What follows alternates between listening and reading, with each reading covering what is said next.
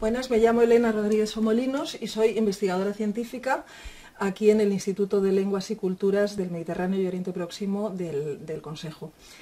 Trabajo en el campo de la filología griega y sobre todo en mis trabajos más particulares me he dedicado a estudiar los textos de poesía arcaica, de la época más antigua de los griegos. Y en definitiva haciendo filología, que filología, así para decirlo muy rápidamente, es simplemente el tratar de entender unos textos y la cultura en la que esos textos han nacido, una literatura, una lengua por supuesto, y el contexto en el que se desenvuelven esa lengua y esa literatura. No es más que eso, intentar entenderlos. La ocupación a la que más me dedico, la que ocupa la mayor parte de mi tiempo desde hace unos años, es el diccionario griego-español. Como su nombre indica, es un diccionario de griego al español, es decir, que recoge, intenta entender, ayudar a entender y a traducir pues el vocabulario de los griegos antiguos, lo cual es decir mucho, porque el vocabulario de los textos griegos antiguos es mucho, ya que tenemos miles y miles de textos, desde el siglo VIII, que empieza con Homero, con la Ilíada y la Odisea, hasta un término que nos hemos fijado en torno al año 600 después de Cristo. Uno elige siempre hasta cierto punto y luego también en gran medida la vida te lleva. Todo empezó, claro, por estudiar filología clásica. Yo en el instituto siempre me gustaron las lenguas, se me dieron bien las lenguas, pero en especial el griego y el latín se me daban muy bien y me resultaban unas clases muy divertidas, las más divertidas y entretenidas. Por eso estudié filología clásica. Bien, es verdad que también estaba en una familia donde las humanidades estaban muy presentes, donde había una gran biblioteca, lo cual por supuesto ayuda, también me gustaba la literatura. Bueno, el estudiar el griego y el latín, cuando uno estudia filología clásica aprende cosas maravillosas, no solo sobre esas lenguas, sino sobre todas las lenguas, sobre la propia lengua y sobre la lengua con mayúscula en general. El griego y el latín te ayudan a entender el mundo, te ayudan a entender lo que dices. Por supuesto, todos sabemos que el castellano procede del latín y el estudiar latín nos ayuda a saber lo que estamos diciendo, pero es que en no menor medida el griego también. Es decir, un porcentaje muy alto de las palabras más corrientes que utilizamos son griegas, y estudiando griego y latín uno descubre lo que significan términos tan comunes como la diadema o la manía o la agonía, o entiende lo que es una prosopopeya o una melodía, por ejemplo. Y además luego vas más allá porque estudias indoeuropeo y entonces ya descubres cosas apasionantes sobre relaciones entre cosas mucho más alejadas. Por ejemplo, descubres que el rajá indio, el rajá que en realidad es el raya, es la misma palabra del latín rex regis, el rey, y es la misma palabra que veis en Asterix, en Asterix y todos los personajes de Asterix que acaban en rix, pues ese rix es la misma palabra de rey, que además también es la misma palabra que está en rico, en el adjetivo rico. El rix es celta, aunque es de origen germánico. Y aprendes cosas fascinantes sobre cultura, creencias, etcétera, de una cultura que aunque muchas veces se quiera negar, pues sigue estando en la raíz de lo que somos nosotros, de la cultura occidental.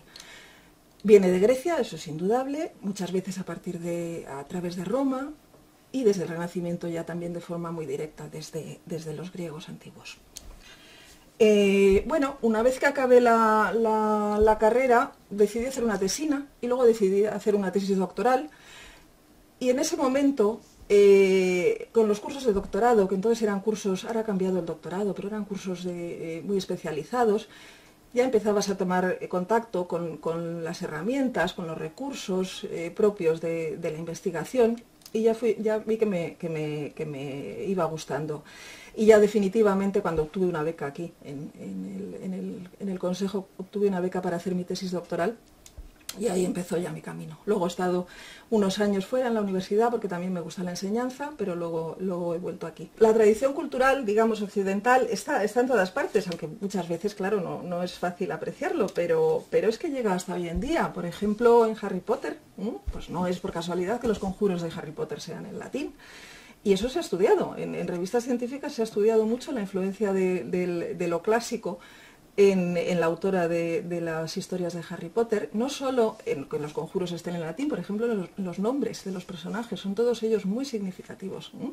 Por ejemplo, el director del colegio, Salvus Dumbledore, no por casualidad, Salvus porque representa la magia blanca, albus, el adjetivo latino blanco. Bueno, yo en primer lugar tuve mucha suerte con mis profesoras de latín y griego del instituto en el que estudié, que fue el Joaquín Turina de Madrid. Mi profesora de griego era Alicia Simonet y la profesora de latín, no recuerdo el apellido, pero era doña Rosalía, era una profesora excelente. Las dos lograron despertar en mí mucho el interés por el griego y el latín y por la literatura antigua. Y luego, bueno, pues en la universidad, por supuesto, he tenido profesores fabulosos y compañeros fabulosos, como el profesor Bernabé, como el profesor Lucas, y también profesoras estupendas. Por destacar, pues destacaría a Julia Mendoza de Indoeuropeo, era una profesora fantástica. En nuestro campo, la filología clásica en España, digamos que su desarrollo a un nivel alto es relativamente reciente, digamos que es posterior a la Guerra Civil. En ese largo desarrollo de lo que ha sido la filología clásica española, la mujer tardó en llegar. Por eso, a este respecto, pues sí que me gustaría mencionar a una persona importante, que es Elvira Gangutia. Elvira Gangutia fue una de las primeras investigadoras de plantilla del CSIC y dirigió muchos años el diccionario griego-español en el que yo trabajo. Y es una gran investigadora a la que considero un ejemplo. Hay mucha gente que no tiene una vocación definida. No sé si la mayoría de la gente, pero desde luego hay gente que sí, que tiene una vocación por algo que le gusta, que le interesa. Entonces, cuando esto sucede, cuando se da eso, hay que fomentarlo y hay que dedicarse a ello. Y cuando una persona tiene interés desde pequeño por saber, por descubrir cosas, por buscarlas, por aprender, eso hay que fomentarlo. La investigación hoy en día la carrera investigadora es exigente, es una carrera muy exigente, pero afortunadamente hoy en día no hay ningún impedimento para que una mujer que le interesa dedicarse a la investigación lo haga. Es un campo sumamente creativo, creo que solo se puede comparar con el arte, y hay pocas cosas más emocionantes que tener una idea y llevarla a cabo, desarrollarla, irla comprobando, ir demostrando que es valiosa.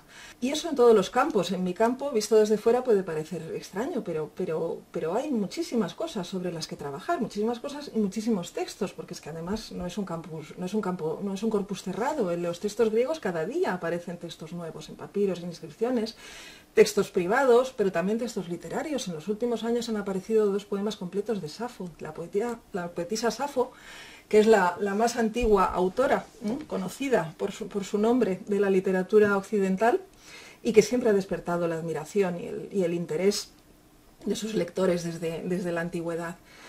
Y no solo es un campo muy creativo, sino además muy gratificante, porque de un modo o de otro pues, uno sabe que lo que hace ahí queda para que luego vengan personas a las que les va a servir de ayuda o les va a servir de punto de partida para otros trabajos posteriores.